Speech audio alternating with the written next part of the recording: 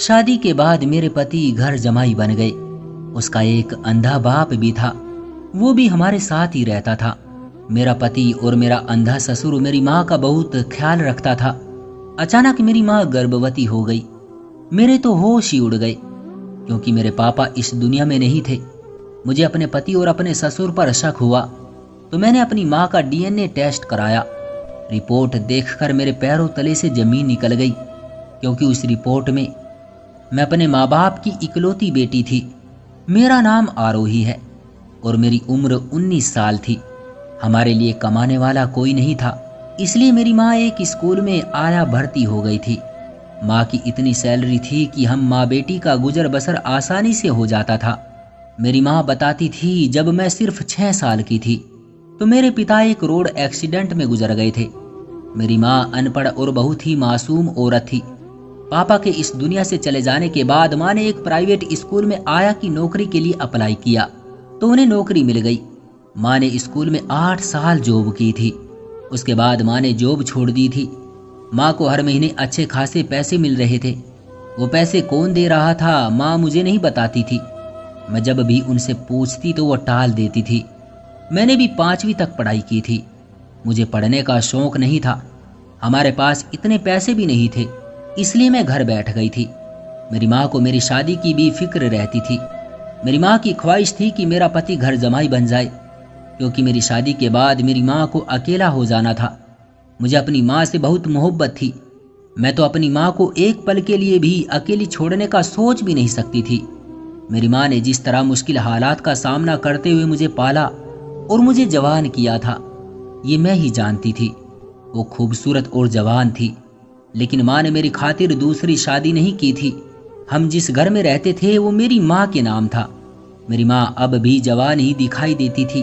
वो बताती थी कि जब मेरी शादी हुई थी तो मेरी उम्र सिर्फ 14 साल थी। मेरी माँ का संबंध भी गरीब घराने से था। माँ भी अपने माँ बाप की इकलौती बेटी थी। जैसे ही माँ के लिए अच्छा रिश्ता आया तो माँ के माँ बाप ने माँ की फौरन शादी कर दी थी। मेरी माँ ने बताया था कि मेरे पिता एक बैंक में गार्ड थे। पापा की ड्यूटी 12 घंटे होती थी। कभी पापा की रात की ड्यूटी होती थी तो कभी दिन की होती थी। मेरे पापा को बेटे की बहुत इच्छा थी, लेकिन ऊपर वाले ने उन्हें बेटी दे दी थी। पापा तो मुझसे भी बहुत मोहब्बत करते थे। वो छुट्टी वाले दिन मुझे कांधों पर बैठाकर पार्क में ले जाते थे। मैंने पापा की वो तस्वीर देखी थी जो उनकी मेरी माँ के साथ थी। मेरी माँ ने बताया था कि तेरे पापा की मृत्यु के बाद मेरे लिए कई रिश्ते आए थे, लेकिन मैंने मना कर दिया था। मेरी माँ अब भी जवान और खूबसूरत थी। उनकी उम्र 33 साल थी। मेरी माँ की रंगत बहुत गोरी थी। सख्त गर्मियों में लोगों की रंगत में काफ़ी फर्क पड़ जाता है, लेकिन मेरी माँ की रंगत में जरा भी फर्क नहीं पड़ता था। एक दिन मम्मी पड़ोसन के घर गई। कुछ देर के बाद वापस आई तो बहुत तो खुश थी। मेरे पूछने पर माँ ने बताया कि आरोही, कल तुझे देखने के लिए कुछ लोग आ रहे हैं। मैंने उन्हें बता दिया कि मुझे ऐसा दामाद चाहिए जो घर जमाई बन जाए। एक लड़का है जो अपने अंधे बाप के साथ किराए के मकान में रहता है। पड़ोसन ने मेरे सामने उस लड़के से बात की है कि क्या तू घर जमाई बनने के लिए तैयार है, और वो मान भी गया। मैंने माँ से कुछ न कहा और सर झुका दिया। अगले दिन एक बूढ़ी औरत एक लड़के के साथ आई। लड़का वही था जिससे मेरी शादी होनी थी। वो मेरा हम उम्र और बहुत ही खूबसूरत दिखाई देता था। उसका नाम रंजीत था। वो बूढ़ी औरत रंजीत की दूर की रिश्तेदार थी। बातचीत के बीच मम्मी ने उनके सामने अपनी डिमांड रख दी थी कि वो घर दामाद रखना चाहती है। अगर मंजूर है तो इस रविवार को सादगी से शादी कर देते हैं। लड़का राजी हो गया था, लेकिन उसकी भी एक शर्त थी कि वो अपने बूढ़े अंधे बाप को अपने साथ ही रखेगा। मेरी माँ को इस बात से कोई ऐतराज नहीं था। फिर दोनों खानदानों की तरफ से हाँ हो गई और रविवार को मेरी शादी रंजीत के साथ हो गई। 2-3 दिन तो मैं उसके साथ उसके किराए वाले घर में ही रही थी। फिर उसने अपना सारा सामान हमारे घर में शिफ्ट कर लिया था। हमारा मकान 2 मंजिल का था और 6 कमरे थे। मम्मी ने एक कमरा रंजीत के बूढ़े बाप को दे दिया था। एक कमरे में मैं और रंजीत रहते थे और एक कमरे में मेरी माँ रहती थी। बाकी 2 कमरे खाली पड़े थे और एक कमरा स्टोर के तौर पर इस्तेमाल होता था।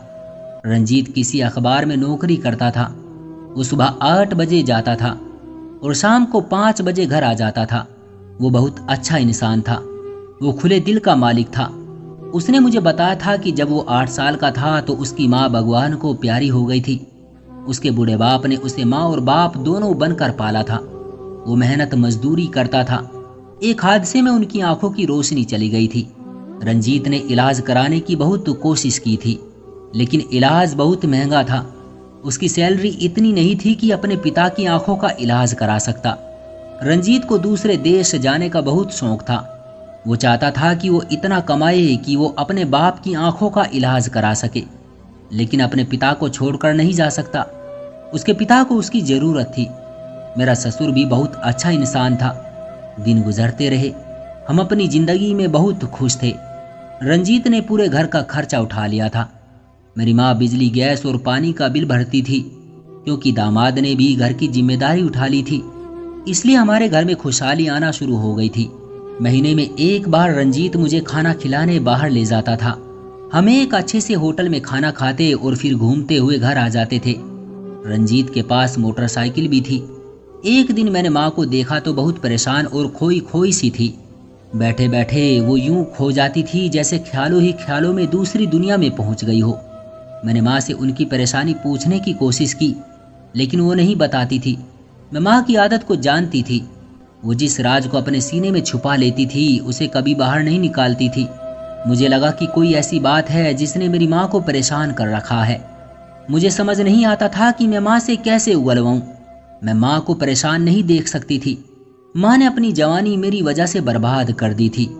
माँ ने दूसरी शादी ना करने की वजह भी बताई थी कि क्या पता तुम्हारा सौतेला बाप कोई बुरा इंसान हो जो तुम्हें बेटी ही ना समझे और तुम्हारे साथ सौतेलेपन वाला सलूक करे। इसलिए मैंने दूसरी शादी नहीं की और ना कभी करूंगी। बस मैं यही समझती रही कि मेरा सुहाग जिंदा है। मैं अपनी माँ की अजीब अजीब बातें सुनकर हैरान होती थी। मैंने ऐसी कई माएँ देखी थी जो पति के गुजरने के बाद औलाद वाली होकर भी दूसरी शादी कर लेती थी। वो अपनी जवान औलाद की भी परवाह नहीं करती थी। बाद में पता चलता था कि उसी माँ ने अपने पति की खातिर अपनी औलाद को छोड़ दिया। लोग कहते हैं कि औरत मर्द के बगैर कुछ भी नहीं। अकेली औरत मर्द के बगैर जिंदगी नहीं गुजार सकती, लेकिन मेरी माँ ने मेरे पिता के बगैर ही जिंदगी गुजारी थी और अभी भी गुजार रही है। जैसे जैसे दिन गुजर रहे थे मेरी माँ की परेशानी भी बढ़ती जा रही थी। मैं अंदर ही अंदर परेशान रहती थी कि मेरी माँ आखिर अपनी परेशानी मुझसे शेयर क्यों नहीं करती। इसी बात को रंजीत ने भी महसूस कर लिया था। वो मेरी माँ को सास कम माँ ज्यादा समझता था। उसने भी मेरी माँ से परेशानी के बारे में पूछा था, लेकिन माँ ने मुस्कुराते हुए टाल दिया था। कोई तो ऐसी बात थी जिसने मेरी माँ की नींदें भी हराम कर दी थी। एक दिन मैं और रंजीत मोटरसाइकिल पर बैठे दही भल्ले खाने कैंट की तरफ जा रहे थे। रास्ते में एक गर्भवती महिलाओं का हॉस्पिटल था। जब हम घर से निकले थे तो मेरी माँ घर पर नहीं थी। उसने जाते वक्त कहा था कि मैं अपने साथ वाली पड़ोसन के घर जा रही हूँ, तुम लोग जाओ। जब हम उस हॉस्पिटल के सामने से गुजरे तो अचानक मुझे हॉस्पिटल के दरवाजे से माँ निकलती हुई दिखाई दी। मैं माँ को देखकर चौंक पड़ी। मैंने इस बारे में रंजीत को नहीं बताया, लेकिन मेरे दिल में अजीब अजीब से ख्यालात आने शुरू हो गए थे। मेरी माँ हॉस्पिटल में क्या करने गई थी? मेरी शादी को अभी 3 महीने हुए थे, लेकिन मैं प्रेग्नेंट नहीं थी। अगर मैं प्रेग्नेंट होती तो गर्भवती महिलाओं के हॉस्पिटल में मैं जाती। मैं काफ़ी उलझ गई। मैंने सोचा था कि घर वापस जाकर माँ से पूछूंगी कि वो हॉस्पिटल में क्या करने गई थी। हमने दही भल्ले की दुकान में बैठकर दही भल्ले खाए। वापसी पर रंजीत ने मेरी माँ के लिए दही भल्ले का पैकेट बनवा लिया था। मेरे ससुर को दही भल्ले पसंद नहीं थे, इसलिए रंजीत ने उनके लिए पैकेट नहीं बनवाया था। रात 9 बजे हम घर पहुंच गए थे। मेरे पास घर के ताले की दूसरी चाबी थी, इसलिए मैंने दरवाज़ा खोल दिया था। मेरी माँ अपने कमरे में थी। उनके कमरे की लाइट जल रही थी। इसका मतलब था कि वो अभी तक जाग रही है। मैंने एक प्लेट में दही भल्ले डाले और माँ को देने उनके कमरे में चली गई। माँ बिस्तर पर लेटी गहरी सोच में गुम थी। माँ को मेरे आने का भी पता नहीं चला था। जब मैंने माँ का बाजू पकड़कर हिलाया तो वो एकदम से चौंकी और मुझे देखते ही उठकर बैठ गई। मैंने माँ के पास बैठते हुए कहा, लो मम्मी, मैं तुम्हारे लिए भी दही भल्ले लेकर आई हूँ।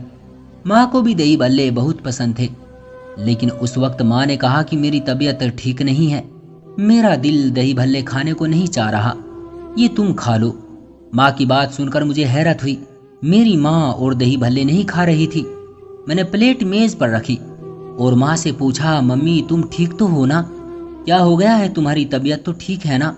माँ ने मेरे हाथ पर अपना हाथ रखा और कहने लगी, मेरी बच्ची तुम्हें परेशान होने की जरूरत नहीं है, बस सर में थोड़ा दर्द है, गोली खाली है, अभी आराम हो जाएगा, तुम जाओ, रंजीत तुम्हारा इंतजार कर रहा होगा। मैंने माँ से कहा कि माँ मैं तुम्हारी फिक्र क्यों ना करूं, तुम मेरी माँ हो और मैं तुमसे बहुत मोहब्बत करती हूँ। मैं तुम्हें परेशान देखती हूँ तो मेरा कलेजा मुंह को आता है। एक तो तुम अपनी परेशानी मुझसे शेयर नहीं करती, इसलिए मैं क्या कहूँ। मेरी माँ मुस्कुराई और कहने लगी, आरोही जब मुझे कोई परेशानी है ही नहीं तो मैं तुमसे क्या शेयर करूँ। तुम मेरी फिक्र करना छोड़ दो, तुम्हारी शादी हो चुकी है और तुम्हें बहुत अच्छा पति भी मिल गया है, इसलिए अब तुम उसकी फिक्र किया करो, उसका ख्याल रखा करो। रंजीत बहुत अच्छा लड़का है, मैं नहीं चाहती कि वो तुम्हारी किसी बात पर नाराज हो। मैं समझ गई थी कि मेरी माँ ने मुझे टाल दिया है। माँ को जो परेशानी थी वो मुझसे शेयर नहीं करना चाहती थी। मैं जानती थी कि मैं माँ को जितना मर्जी फोर्स कर लूँ वो मुझे कुछ नहीं बताएगी, इसलिए मैं दही भल्ले की प्लेट उठाकर अपने कमरे में आ गई। मैंने माँ की तबीयत के बारे में, गर्भवती हॉस्पिटल के बारे में भी पूछना सही नहीं समझा था। सोचा था कि कल माँ से बात करूंगी जब उनकी तबीयत ठीक होगी। रंजीत टीवी देखने में व्यस्त था। उसने मेरे हाथ में दही भल्ले की प्लेट देखी तो पूछा, क्या माँ ने दही भल्ले नहीं खाए? मैंने उसे बताया कि माँ की तबीयत खराब है, इसलिए उन्होंने वापस कर दिए हैं। मैंने वो दही भल्ले खा लिए। मैंने रंजीत को भी ऑफर किए, लेकिन उसने मना कर दिया था। अगले दिन जब रंजीत नौकरी पर चला गया और माँ घर के लिए सौदा लेने बाजार चली गई तो मैं घर की सफाई सुथराई में लग गई। मैं अपने कमरे के साथ साथ माँ का कमरा भी साफ करती थी। मैं माँ को कोई काम नहीं करने देना चाहती थी। सारी जिंदगी उसने मुझे काम कर कर के खिलाया पिलाया था, लेकिन माँ कहती थी कि अभी मेरी उम्र ही क्या है, अगर मैं आराम करने लग गई तो बीमार पड़ जाऊंगी। इसलिए मेरी माँ घर के कामकाज के अलावा बाहर के काम भी करती थी। सौदा सब्जी मेरी माँ ही लाती थी, लेकिन जब रंजीत घर पर होता था तो वही ये सारे काम करता था। मैं पहले माँ के कमरे की सफाई करने लगी। मेरे ससुर अपने कमरे में ही रहते थे, क्योंकि उनकी आंखों की रोशनी नहीं थी, इसलिए वो अपने कमरे से बाहर नहीं निकलते थे। मेरी माँ ही उनको खाना देकर आती थी। हर दिन रंजीत शाम के वक्त मेरे ससुर को घुमाने फिराने बाहर ले जाता था। इससे मेरे ससुर बहुत अच्छा महसूस करते थे। वो रंजीत मुझे और मेरी माँ को बहुत दुआएं देते थे। माँ के कमरे की सफाई करते करते अचानक मेरी नज़र मेज की दराज से निकले कागज पर पड़ी। मेरी माँ पढ़ी लिखी तो थी नहीं, फिर इसके पास कागज का क्या काम। मैंने झाड़ू फर्श पर फेंकी और दराज से वो कागज निकाल लिया। वो उसी गर्भवती हॉस्पिटल का लेटर पैड था जहाँ से मैंने माँ को कल निकलते हुए देखा था। मैंने जब कागज पर लिखा हुआ पढ़ा तो मेरे हाथों के तोते उड़ गए। मुझे यकीन नहीं आ रहा था। मेरे मुंह से अचानक हा निकल गया था। मुझे थोड़ी बहुत अंग्रेजी पढ़नी आती थी, इसलिए मैंने लेटर पैड पर लिखा हुआ पढ़ लिया था। उस कागज के मुताबिक मेरी माँ 2 महीने की प्रेग्नेंट थी। ये कैसे हो सकता था, क्योंकि मेरे पापा तो जिंदा नहीं थे। घर में मेरा बूढ़ा ससुर और मेरे पति ही रहते थे। मेरे दिमाग में ख्याल आया कि क्या मेरा ससुर या मेरे पति के मेरी माँ के साथ गलत संबंध थे। ये बहुत ही घटिया ख्याल था, लेकिन मैं सोचने पर मजबूर हो गई थी। मेरी माँ ने पापा की मृत्यु के बाद कभी किसी मर्द की तरफ नजर उठाकर देखा तक नहीं था, तो अब माँ ने ऐसा क्यों किया था? मैं माँ से पूछना चाहती थी, लेकिन मुझमें हिम्मत नहीं हो रही थी। मुझे अब समझ आ गया था मेरी माँ दिन रात क्यों परेशान रहने लगी थी। माँ की दिन ब दिन क्यों तबीयत खराब रहती थी। मेरी माँ ही सही सही बता सकती थी कि उसकी कोख में जो बच्चा पल रहा है वो किसका है। मैं इस बात पर हैरान थी। मेरी माँ जो पवित्र किरदार की मालिक थी, वो अब ऐसी गलती कैसे कर सकती थी? आखिर माँ का किस मर्द के साथ संबंध है? मुझे इस बात की तह तक पहुंचना था।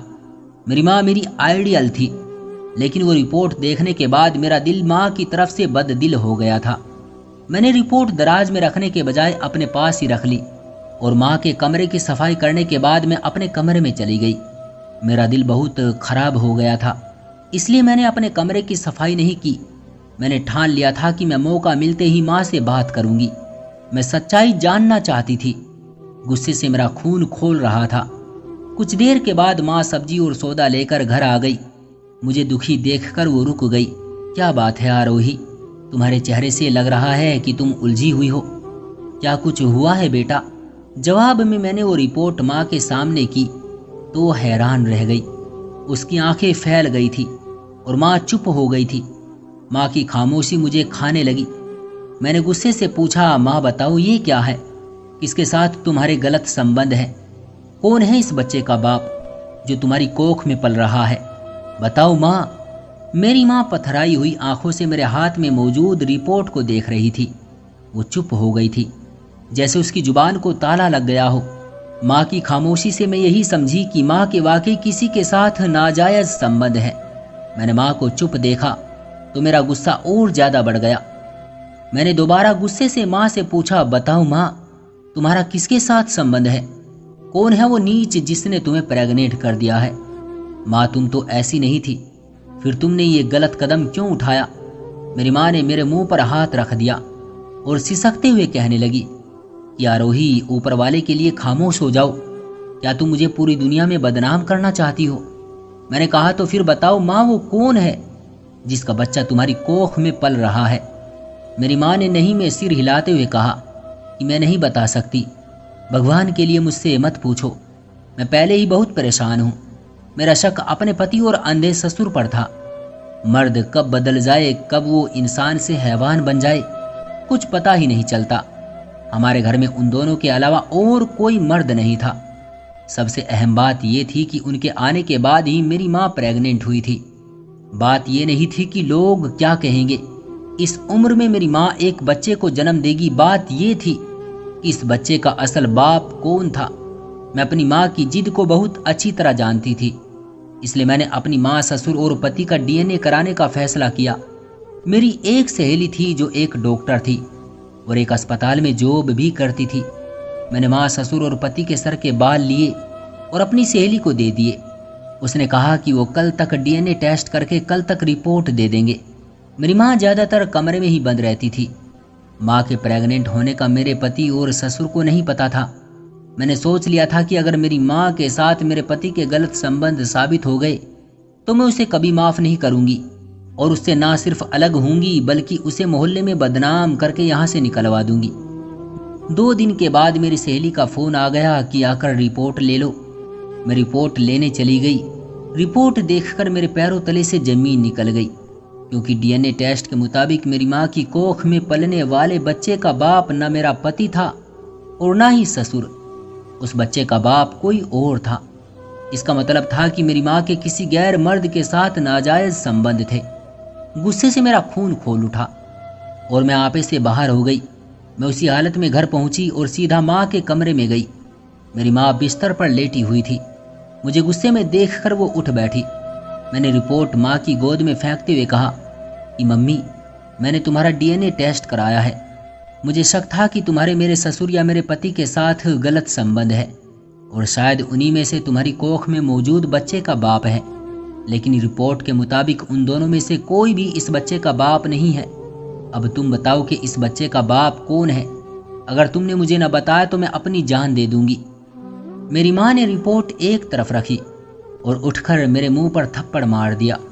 मुझे माँ का थप्पड़ मारना अजीब लगा, क्योंकि उसने जिंदगी में कभी भी मुझे थप्पड़ नहीं मारा था। मेरी बड़ी से बड़ी गलती को नज़रअंदाज किया था। मुझे समझाती थी कि गलत क्या है और सही क्या है। मैं चेहरे पर हाथ रखकर माँ को अनिश्चित रूप से देखती रही। माँ ने कहा कि आरोही, तुम्हारी जरूरत कैसे हुई कि तुम मेरा, अपने ससुर और अपने पति का डीएनए टेस्ट कराओ? मुझे तो यकीन नहीं आ रहा कि तुम मेरी बेटी होकर मुझ पर इल्ज़ाम लगा रही हो। ये जो बच्चा मेरी कोख में पल रहा है ना, ये नाजायज़ नहीं है बल्कि जायज़ है।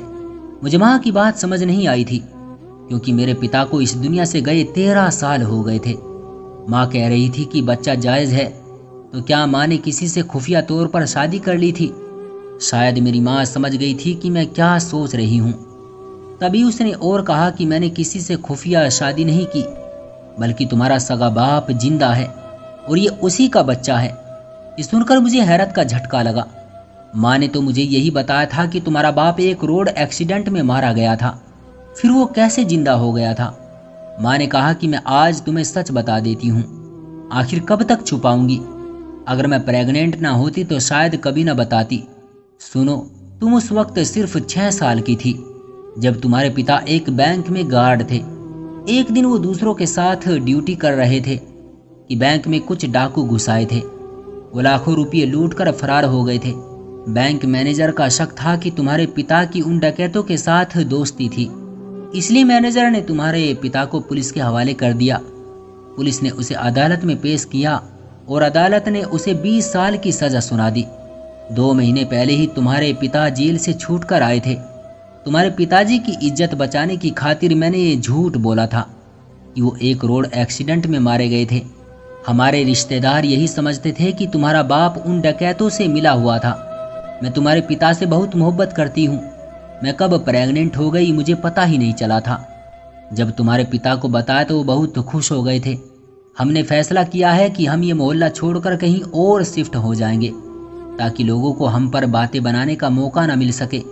और तुम जो मुझसे पूछती थी ना कि मेरे पास हर महीने खर्चे की रकम कहाँ से आती है, तो तुम्हारे पिताजी मुझे देते थे। वो एक फैक्ट्री में नौकरी करते हैं और मुझे हर महीने पैसे देते हैं। माँ की बात सुनकर मेरे मुंह से ठंडी सांस निकली। मैं दिल ही दिल में शर्मिंदा थी कि मैंने अपनी सगी माँ पर इल्ज़ाम लगाया था। मैं जज्बाती हो गई थी, लेकिन मैं समझती थी कि इस सब में मेरी माँ का भी कसूर था। अगर मेरे पूछने पर पहले ही बता देती तो बात आगे न बढ़ती और ना ही मैं गुस्सा होती। मैं जानती थी कि मैंने जज्बात में आकर माँ को बहुत कुछ कह दिया था, इसलिए जब मैंने माँ से माफ़ी मांगी तो उसने मुझे खुशी से माफ़ कर दिया था। मेरी माँ मेरा स्वर्ग थी। मैं उसे कैसे नाराज़ करके खुश रह सकती थी। मैंने रंजीत को भी बता दिया था। वो भी मेरे पिता के मिलने पर बहुत खुश था। कुछ महीने के बाद हमने वो मोहल्ला छोड़ दिया और नए इलाके में घर खरीद कर शिफ्ट हो गए। मेरे पिताजी भी घर आ गए थे। मैं अपने पिता से मिलकर बहुत खुश हुई थी। अब हम सब एक ही घर में फैमिली की तरह रह रहे हैं। तो दोस्तों, ये थी हमारी आज की कहानी। उम्मीद करते हैं कि आज की कहानी भी आपको पसंद आई होगी। आपका क्या कहना है इस कहानी के बारे में? कमेंट करके हमें ज़रूर बताएं। वीडियो को लाइक करके चैनल को सब्सक्राइब कर लीजिए। साथ में घंटी को दबाकर ऑल पर सेट कर लीजिए ताकि आने वाली वीडियो आपको तुरंत मिले। मैं मिलता हूँ आपसे अगली वीडियो में। तब तक के लिए धन्यवाद।